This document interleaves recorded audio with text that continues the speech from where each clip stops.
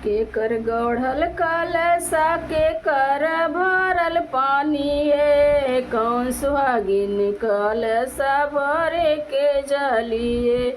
के कर गढ़ल कलशा के कर भरल पानी है। कौन सुहागिन कलशा में पानी भरे जलिए। कोहरा के गढ़ल कलशा चेरिया के भरल पानी है। दीदी सुहागिन पानी भरे के जलिए। कोहरा के गढ़ल कलशा चेरिया के भरल पानी है। बुआ सुहागिन पानी भरे के जली है। बुआ सुहागिन पानी भरे के जली है। के कर गढ़ल कलशा के कर भरल पानी है। कौन सुहागिन कलशा के भरे के जली है। कौन सुहागिन कलशा पानी भरे जली।